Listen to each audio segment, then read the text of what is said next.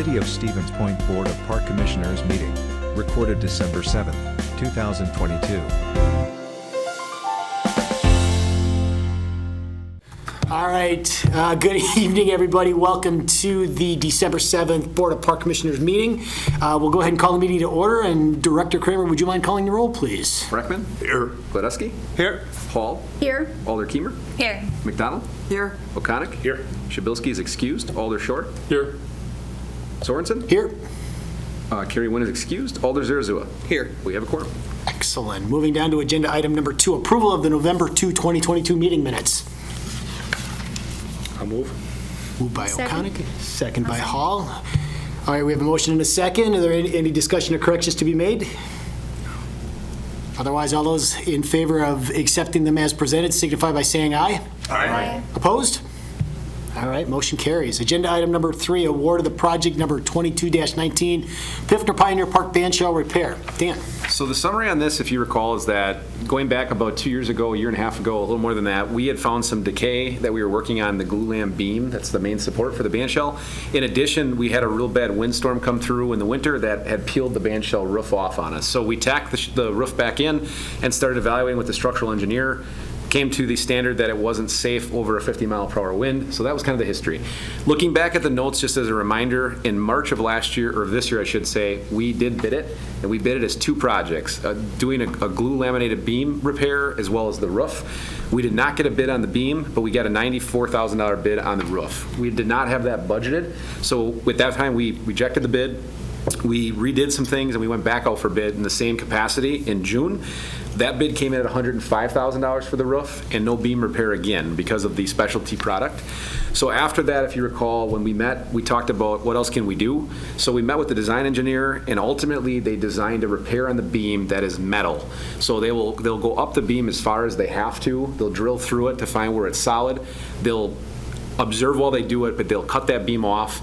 They'll take the wrapping of that side of the band shell away, reinforce the metal reinforcement, and then they'll be able to build it back around. So it won't be the same beam, but structurally it'll secure it the way it needs to be done. We were able to then put that in with the bid so we could, with the roof, so we could have one general contractor perform the work. We did have multiple plan holders pull plans, but we only did receive 1 bid. The good news about that, though, is it is under budget of what we actually budgeted for 2023. We had $200,000 budgeted with a 15% contingency, which is why the agenda item shows the 195 number. We can bring this in even if we'd have something unforeseen come up, or say if they found more rotting in the beam, we've got some room and flexibility to get the project done. So while we'd have loved to have had a second bid, it is Ellis Construction, they're in town, they're familiar with it. We did meet with them as a follow-up to make sure they know that we're still going to have concerts, that all the activities have to happen there. They are aware of it, they believe they can do that. So we're comfortable recommending award tonight in the amount that they actually bid, but with the ability to have that 15% contingency for a not to exceed amount of $195,290. What's the time frame? So what they put in their bid document is they'll be done by September. There's a little bit, the beam is going to come down around events a little bit, so the roof's going to happen first. So they're going to put that on with, I think their subcontractors, Commercial Roofing out of Plover. That'll probably happen sooner, but they put September because they have the ability to complete that, but it'll have, the soonest it would start would be in the spring, and it'll finish up sometime throughout the summer. Alder Zarazua had her hand up. Yes, I'm glad that we're finally finding something that will work to get this repaired, and I would like to make a motion to approve. We have a motion. Oh, wait, Bob, you had a question? I have a question about the beam. Might this turn out to be one of these deals where it's not going, the problem is going to come back, it's not going to last that long, and we're going to wish that we had done it right in the first place? Very fair question. So the only location that the rot is observed is in a corner where the sun doesn't really hit it, and they believe that moisture is what led to it, in addition to, I don't know if people were dumping things there, potentially, using the restroom in the corner. So it's been located and isolated in the photos in that bottom of the beam in that corner.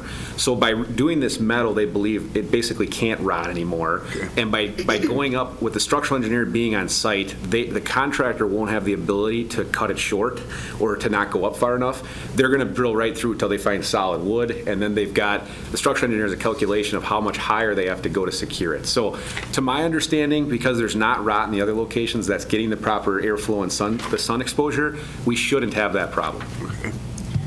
Okay, we've had an intent to make a motion by Alder Zarazua. Yes. All right, motion to accept soup.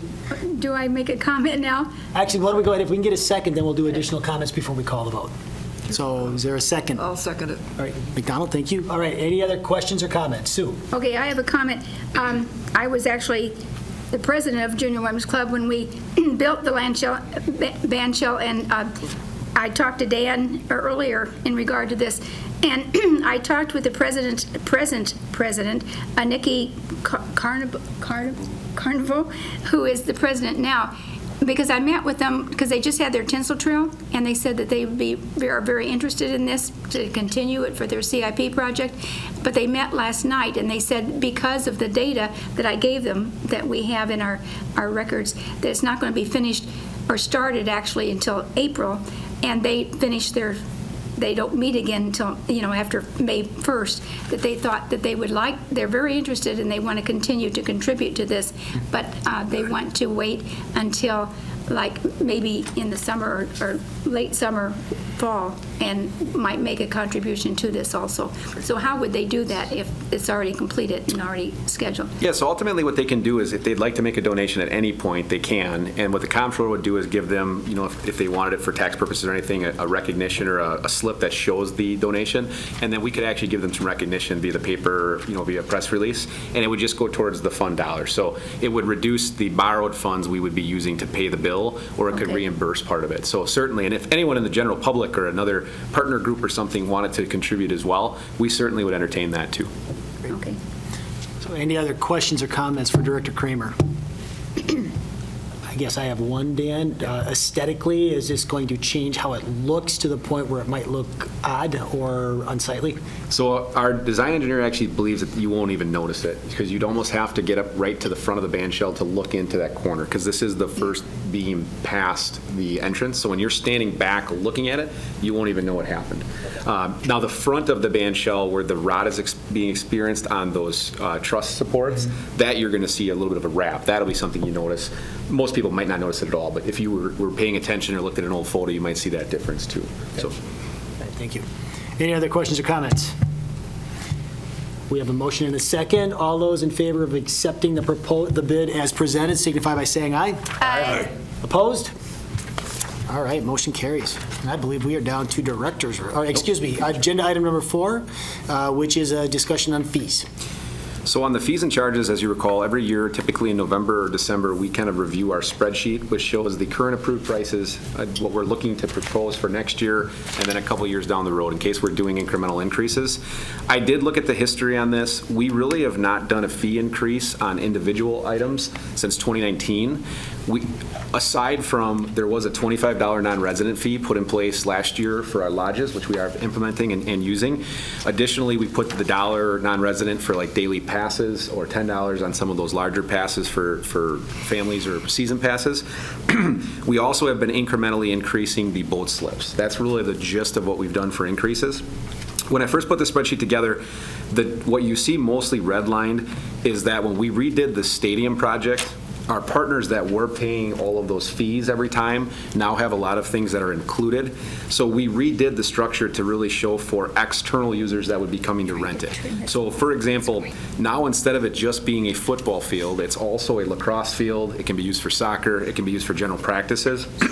So if you look at, say, like the varsity and college rate, that's based on if we have to provide 2 employees, a standard game being 3 hours, having to get locker rooms cleaned. That's how we calculated that. And we have an internal document that has that built out, so if a user ever was to question it, we can actually show them the wage rate of our employees with fringe benefits, how many hours it's calculated. But it's universal to be more than one sport. Because a lot of times we do get the call saying things like, well, we might not want an employee, or we don't need a locker room, and then we have to a la carte some things. We do have something new if you look at, say, state/conference. it says negotiate terms. That term is also used for the will it. Why we are recommending that is we do get more complex asks sometimes. I'm going to use the playoff football, for example. The high school contacted us this last year and said they didn't know if they were going to get a Division I game if they could bid for it or a Division IV game. And they said there could be a variance in several hundred ticket sales between Division I or Division IV. So they were asking us if we would consider basically splitting the cost that would typically cost. So we would say our expense, they'd put their staff expense, and then the revenue could be shared between the partners.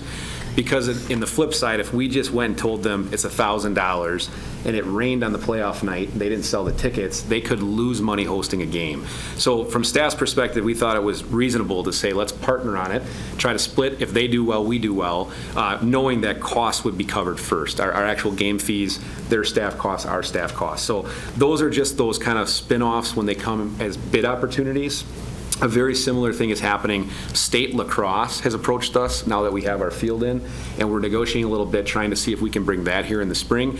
If that was to happen, this would be the same format. We would talk to them about what can you afford, what do you need from us, kind of lay out the fee structure and try to negotiate those terms.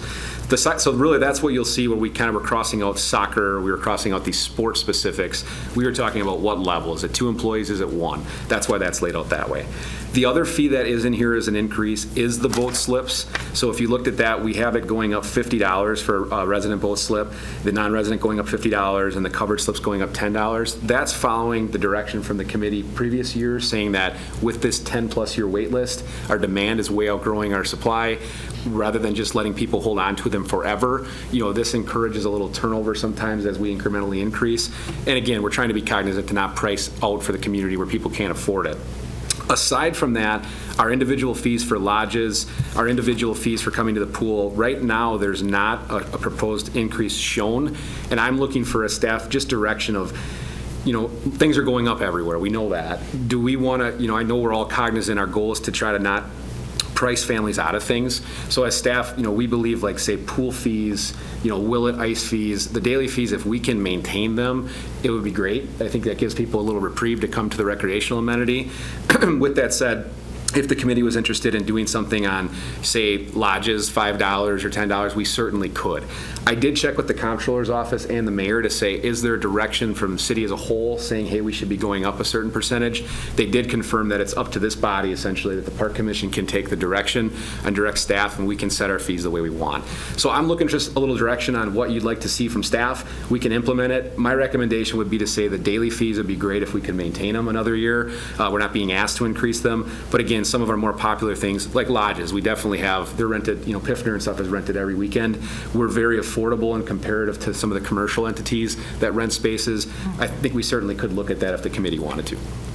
I guess prices have gone up. What is inflation, 9% or thereabouts? So, definitely with lodge rentals, I think that money I guess we can't earmark that money for specific repairs, can we? It goes into the general fund. So, but labor is going up and everything else that would go to maintain these buildings, clean up. So I wouldn't see a problem with that. But again, daily admissions for pools, I don't think we need to, or ice skating, I think those kind of things, if we can keep them low or at that structure.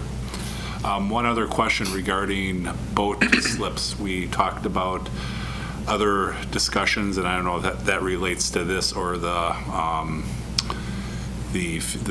outdoor plan, but where is that discussion on, I guess, money going for that to do repairs? I guess you can address it now or later.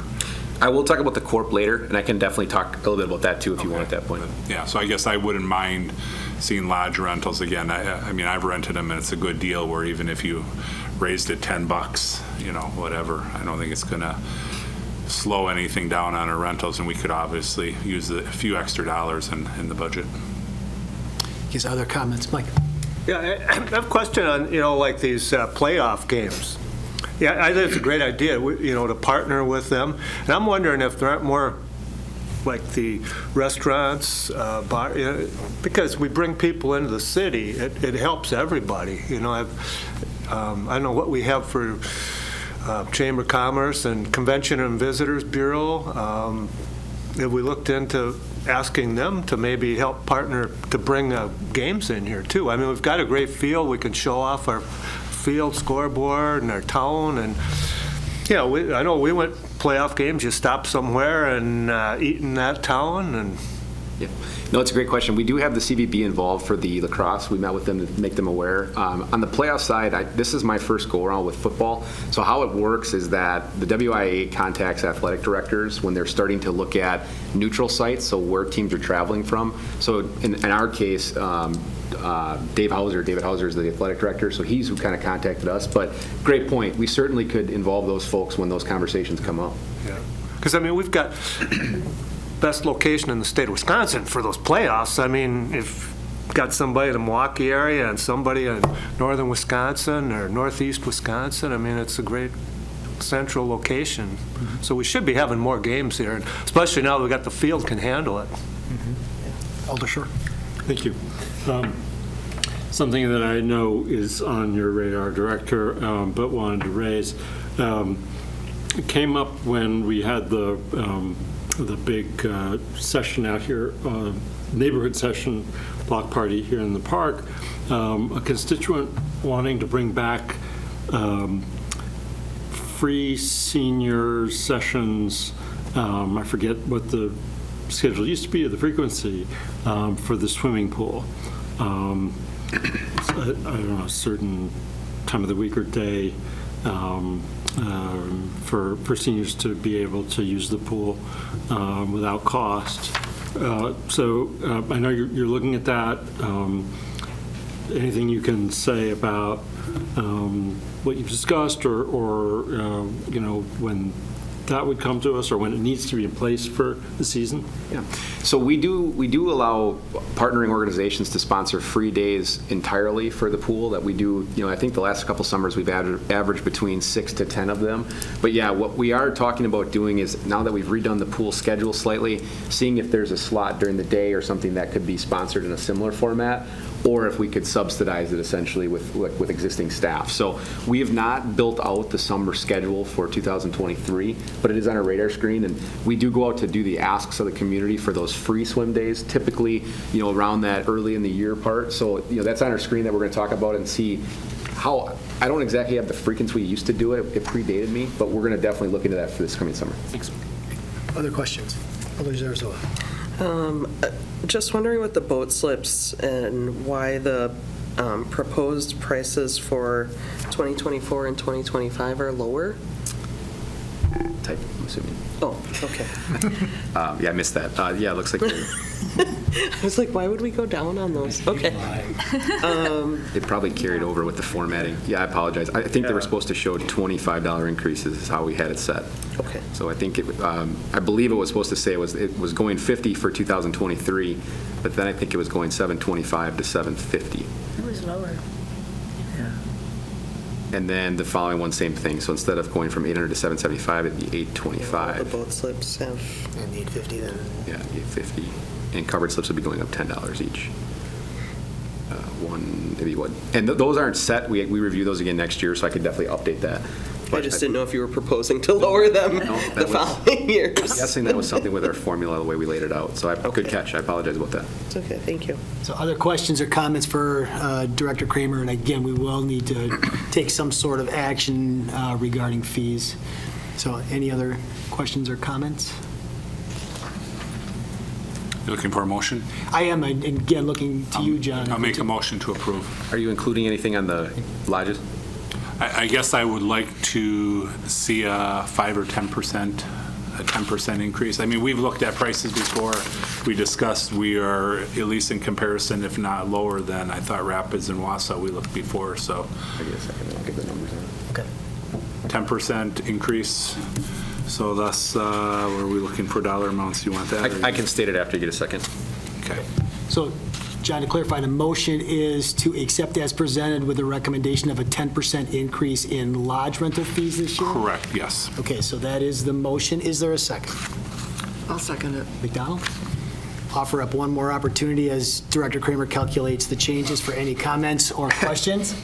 Well, I'm just wondering because it seems we've tried to keep these amounts at a round dollar amount versus having it any change involved? What I was going to offer is, so if you, for example, if you look at the lodge rental in Piffner, it's $250. So 10% there is $25. That's clean. The other ones that are $235, you'd be looking at $23.50. So I guess would you want me to 50. round up or down? $250. Well, that wouldn't be 10% though necessarily. So you'd be $23. So you'd be around. So I would encourage, I guess, or ask for clarification if the board would be okay with me either saying around 10% to the nearest dollar, going down or going up. That would give me the clarity to make it an even amount. I guess I'm looking 250 to 275, 235 to 250. The 195, I don't know, it's 250, yeah, somewhere in there. I mean, yourself, are any of these more popular than the others? Yeah, the Piffner Building and the Buckolt Lodge are the first two that are most popular. All Purpose is a little bit close behind it because of the 12-month factor, and then the Boy Scout Lodge is the most popular. So that it kind of almost goes in order the way they're listed. Boy Scouts popular? Yeah, it gets used a lot. 225. Girl Scout maybe 100. So I'm thinking maybe you'd want to amend the. We're going to have to amend the motion from a Take his numbers. percentage to a recommended fee. Okay, so I guess are we ready to go with, so we'll go from, in the Piffner from 250 to 275. Buckolt Lodge 235 to 250. All Purpose 235, 250, 195 to 225, and 85 to 100. That was the. So- That's an amendment motion, right? Yep, amended motion, and again, I'm looking to Liz McDonald. Is she comfortable with those alterations? I'll as a second that amended motion. And vote on the amendment first. Yep, so the first course of action will be to vote on the amendment. All those in favor of the amended proposal signify by saying aye. Aye. Opposed? And then the general recommendation to accept the fee structures as presented and as changed signify by saying aye. Aye. Opposed?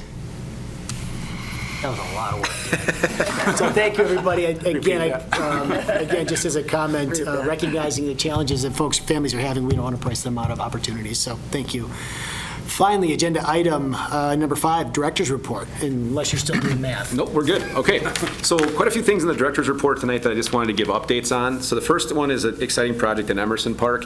We did get some cold weather, but then it warmed up, so it's been getting used quite a bit. But if you've been by Emerson, you'll see that the playground has been installed. The only things that are remaining, so it's open to the public, it has the safety surfacing, and people are able to play on it. Many families have been down there. We do have to do the site work in the spring. So our concrete contractor with temperatures is just not able to get there.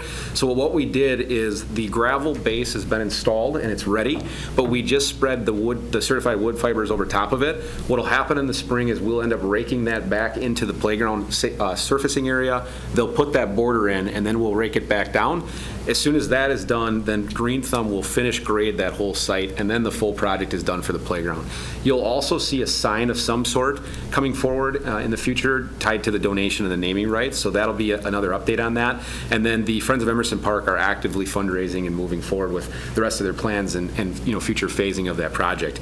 To skip ahead, number 7, and I should have put these together, this is my fault, but the Vibrant Spaces Grant application through, I believe it's the WEDC. What that is the Friends of Emerson Park learned of a grant opportunity that municipalities were eligible for. And due to our staffing level being down an admin assistant, lots of things that are happening in the office right now, I wasn't comfortable or confident to take that on myself. So luckily, the Community Development Department had enough time with Chris Kleismith, and he offered and worked with the committee to say that he could write the grant. So we provided, from my office, what we wrote for the DNR grant, all of the details, all of the narratives. They used, I think, quite a bit of that and are going to be applying. The reason the grant didn't come here is that they're applying for all of the amenities that the board has already approved, so it's not any changes. So as we've already allowed the Friends of Emerson to raise the dollars, it wasn't something that needed to come here first. So they do intend to get approval from the Finance Committee to submit a grant. That's kind of separate of this body, but you'll be in the loop if they would become awarded or we would get awarded for it, because it would help obviously fund some of the improvements. So lots of good things happening in Emerson Park. It is on the docket for an ice rink this year too. So you know where the ice rinks are going in order. We were asked and we ultimately agreed to not put the downtown rink in until Monday because of the reindeer event they're doing this weekend. We would have put the rink in already last week. We were actually prepared to do it, and it came to our attention that they wanted to use the space. But with the temperatures and that not needing snow because of the liner, we could have had the rink around the tree quite a while ago already. So I just want the commission to know that our employee force was ready. Our guys really are great at doing that, but we just had to put the brakes on that because of the collaboration with the Downtown Point group. But our order is going to be that rink will start as early as Monday if the temperatures don't get up in the 40s. We'll see what happens with that. Following that, then Gerke will be the priority after. We typically do not flood that until we have snow, or we wait till right after the holidays if we don't have snow and we try to put it on the ground, hoping that there's enough frost in the ground. We'll go from Gerke to Iverson. Iverson, then from that location, we'll head to Emerson. After Emerson, we'll be looking at the other location potentially on the east side. Last year, the east side went first, and we didn't get a rink in at Emerson, but this year we're going to basically flip-flop the priority on those two. So Did you suggest before holiday or after holiday, you said, without snow? without snow, we wouldn't do it till after the holiday. Okay. Because of the ground temperatures. We need some more cold. Otherwise, we end up basically spreading tons of water that doesn't freeze decent. So because of the years and years we've done rinks, that seems to be how it works out best. And let's just hope we get a little snow. It just makes life a lot easier if we can do it. So that's what's coming next. On the KB Willett and Community Stadium project, we did go back out for bid on that project, and we actually did not receive a bid this time. In a similar format, we had, I think, 5 general contractors pull plans. What we're doing actually right now is we have a couple meetings set up with general contractors to speak about it in real specifics, saying, okay, what about the project timeline specifics? We're just basically taking it down to the bare bones of what should we do to try to make this more enticing. It is a large project right now the way it's bid, so we believe we may receive some feedback that certain components, if they could be dialed back, maybe doing it in phases might be better. We'll know a lot more on that after a meeting tomorrow, as well as a couple of meetings next week. Our intention is to do something then in January with a rebid. So the project timeline is going to adjust slightly, but because the funding is on hand and we have all of these agreements, we are moving forward with it. It's just a slightly adjusted time schedule. What I think could happen is we could end up just bidding, say, the team room, trying to get that built, and then moving on to the recladding and then maybe the locker room. But we're working through that piece with our partners as well as with the contractors.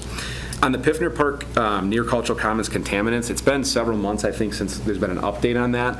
I do want to let the committee know that we've been working with our consultant, Stantec, pretty closely, and we've done additional sampling in the area. So where we're at in that process is the results of the sampling is being reviewed by Stantec, and we're actually working with the DNR now to determine what levels and what standard level they're going to hold for what's being found there. So I don't have a tremendous amount of detail on it right now. Basically, the reports are being compiled. We'll be submitting that to the DNR, and then they will be providing the direction saying, yes, those levels and limits are okay, or they need to be adjusted in whatever manner that needs to happen. I do anticipate a full report and an update for you as we get closer. It's a longer process than even I knew, so there wasn't a lot I could really update much on, but I know we're at a point now where, as Stantec's compiling some of the results that they've gotten from additional sampling, we'll be submitting that very soon. So I hope to have more for you here in 2023 as we start heading that direction. On the administrative assistant position update, I don't know if all of you saw it or not, but Angela Marr actually was offered another position in kind of her specialty area in waste management. So we did unfortunately lose Angie after about a year of being with us. So we do have a vacancy there. We've been having a seasonal kind of help us out in the office when she's been available around her school schedule, and we did make a contingent offer today to a replacement. So we'll find out if that is accepted or not in the coming days, and then we'll be notifying others at that point as we go forward with that position. On the Parks Division lead worker, we did have Tim Krutza, who was with us for 35 years in a full-time capacity, just retire. His last day was right before Thanksgiving. So we did lose a wealth of knowledge in terms of, he's been with us for a really long time, great long tenured employee. So we do have big shoes to fill. We are just beginning that interview process, which will begin next week. So we'll be going through that process in a very similar format of what we do all of our positions. I'll likely have an update on that for the commission next month or the month after. But we'll have you'll have 2 different people in new places here in the next couple of months. with that, I think that's the primary items. I did forget to mention this, but I'm going to be also sending an email about next month's meeting to potentially see if we could have it a little bit later. I've got, my wife is pregnant, for those of you that didn't know, and I found out we have a class scheduled that night. So it's the only night we can do it. So if it works for everybody, we may have to go an hour later if we can make it work. If not, we may have to. So I'll send that email out separately and ask everyone to confirm it. So that's not on the agenda as well. And then, Dan, John had raised a question in terms of corp related to some of our. Oh, I skipped over that. I'm sorry. The comprehensive outdoor rec plan. So we will have that in January. So where we're at is we've done everyone got a chance to review it. We got the comments back. We kind of went top to bottom on it. Inside the corp update specifically, we had a survey question on the boat slip area, and there's some feedback and comments and a portion of the report about that. Very similar to what the comments were at this committee level. There's quite a bit of input about preservation of the waterfront area and not having that amenity. But with that said, there's some feedback also about if the space can be reused, but maybe expanded in the footprint it's in, that there might be interest in it. So the corp will talk about what our community's kind of given for feedback, and it does lay out a capital improvement plan for the next 5 to 10 years. So I think what we'll have to do then is basically interpret that once we approve of that plan, and then this body can use that information to give me a direction officially to say, okay, we're not getting wider, we're just going to stay in that area, or if we want to improve it or not. So I think that survey question was worthwhile. What's your waiting list up to right now approximately? It's still years. I think we added another half dozen or something over this last year. I can get you the specifics. It's still. Changes. I think the last one that took it last year was on the waiting list since, if it was 2010 or 2009, I believe. Yeah. So I will have, what I intend for Park Commission is we'll likely have a representative from Rattler Corporation, and there'll be a summarized report because the actual document is a couple hundred pages. So we'll kind of go over some of the highlights of it, probably that capital improvement plan, and the approval process will be Park Commission to weigh in first, and then that actually goes to council, and it'll be, if it's adopted in January, it'll be a 2023 through 2028 plan. So we'll have it for the next 5 years. No, you're welcome. I know the question had come up. So I guess any questions for anything that Director Kramer presented in his report? All right, we are down to agenda item number 6, adjournment. I will entertain a motion for adjournment. No. Dusky, is there a second? Paul, all those in favor signify by saying aye. Aye. All right, have a good night, everybody. Thank you. Now go home. I wanted to vote no.